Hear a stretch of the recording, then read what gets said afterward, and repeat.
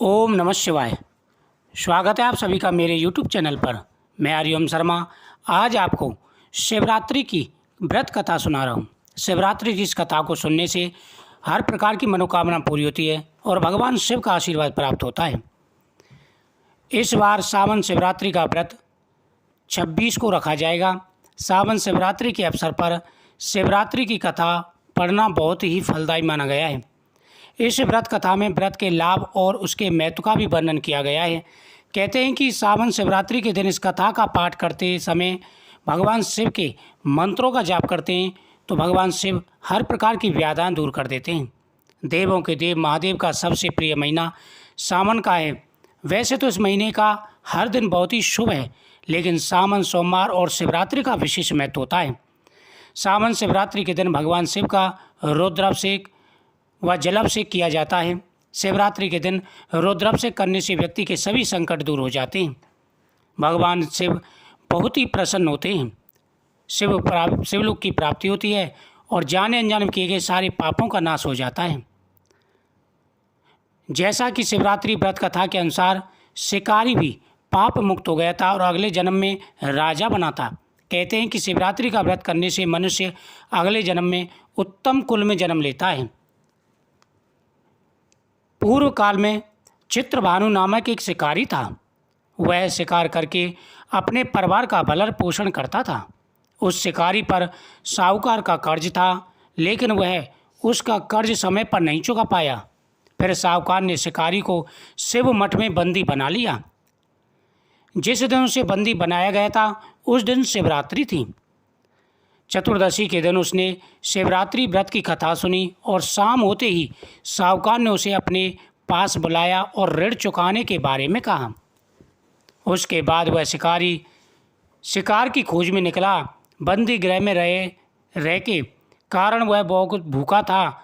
शिकार की तलाश में वह बहुत दूर निकल गया। अंधेरा होने पर उसने जंगल में ही रात बिताने का फैसला किया और एक पेड़ पर चढ़कर के बैठ गया। उस पेड़ के नीचे शिवलिंग था जो काफ़ी प्राचीन था, जो बेल पत्रों के पत्तों से ढका हुआ था। शिकारी को उसके बारे में कोई ज्ञान नहीं था। वह काफ़ी प्राचीन शिवलिंग था और पेड़ से बेल के पत्ते यानी बेल के जो पत्ते थे, बेल पत्र जिसे कहते हैं, उसके पत्ते गिर गिर करके वह शिवलिंग ढक चुका था। शिकारी बहुत थका हारा हुआ था। उसने विचार किया, चलो आज रात में इसी पेड़ पर बिताता हूँ। ऐसा विचार करके वह एक बेलपत्र के पेड़ पर चढ़ गया जिसके नीचे शिवलिंग रखा हुआ था। इस तरह से भूखे प्यासे रहकर शिकारी का शिवरात्रि का व्रत हो गया और शिवलिंग पर बेलपत्र भी चढ़ गया।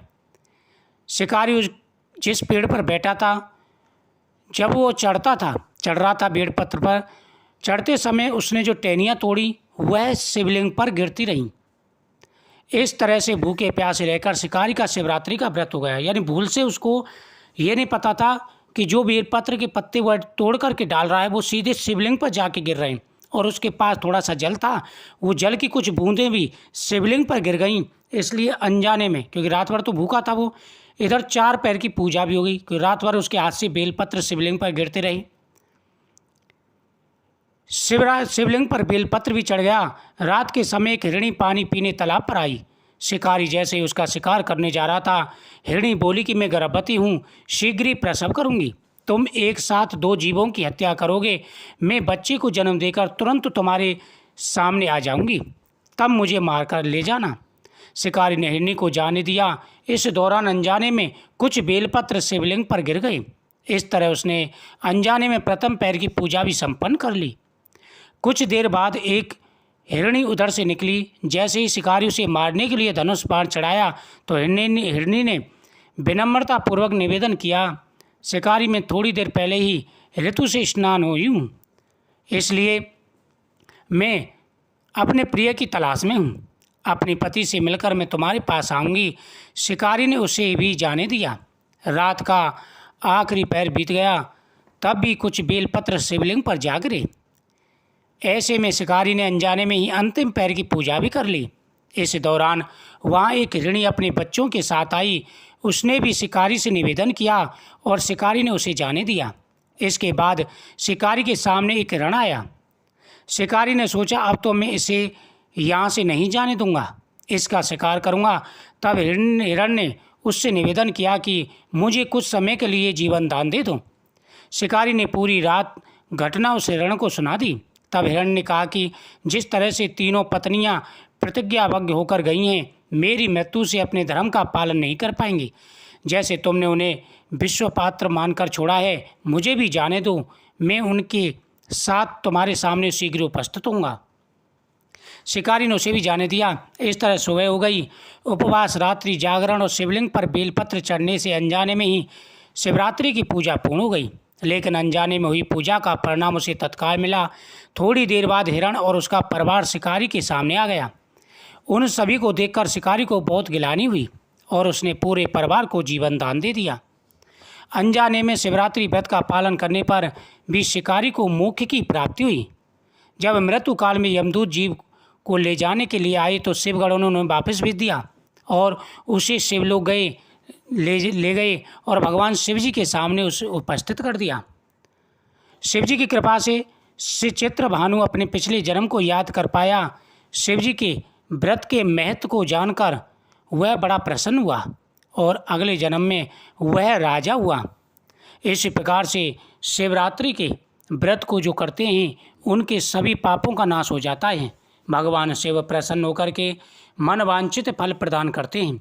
जीवन में आ रही सारी परेशानियां, सारे दुख दूर हो जाते हैं।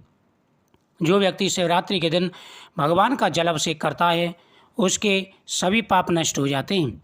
शिवरात्रि के दिन जो व्यक्ति भगवान के सामने दीपदान करते हैं उनके वंश की वृद्धि होती है।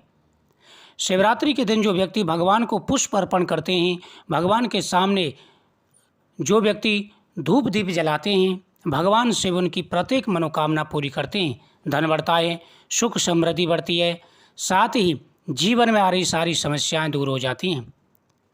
शिवरात्रि की रात को जो व्यक्ति भगवान के मंत्रों का जाप करते हैं और रात्रि जागरण करते हैं, भगवान शिव उन पर सदा ही प्रसन्न रहते हैं।